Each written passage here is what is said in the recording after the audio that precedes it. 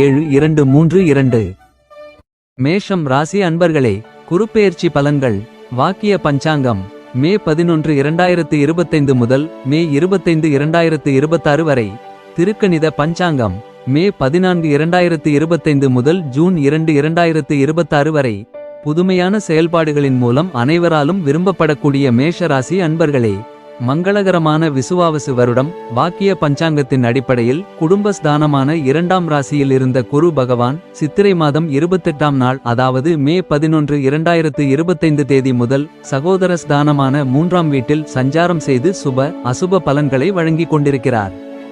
சகோதரஸ்தானத்தில் இருக்கின்ற குரு தான் நின்ற ராசியிலிருந்து 5ஆம் பார்வையாக துலாம் ராசியான களத்திர ஸ்தானத்தையும், 7ஆம் பார்வையாக தனுசு ராசியான பாக்கிய ஸ்தானத்தையும், 9ஆம் பார்வையாக கும்ப ராசியான லாபஸ்தானத்தையும் பார்வையிடுகிறார். குருவின் பார்வை பலன்கள்.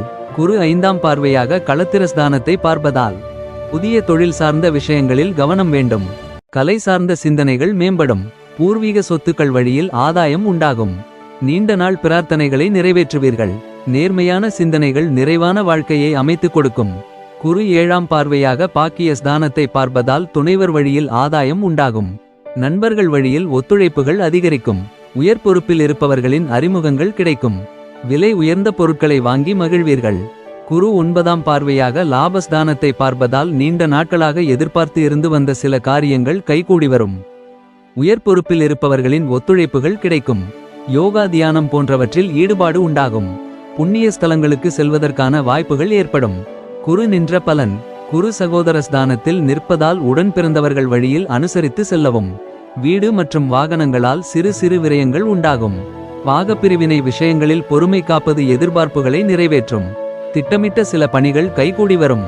தந்தை வழியில் சூழ்நிலை அறிந்து செயல்படுவது தேவையற்ற சிக்கல்களை தவிர்க்கும். குரு பகவானின் நட்சத்திர பாத சஞ்சார பலன்கள். குரு மே 11 2025 முதல் ஜூன் 10 2025 வரை மிருகசீரிட நட்சத்திரத்தில் சஞ்சரிப்பதால் சிந்தனையில் சில மாற்றம் ஏற்படும்.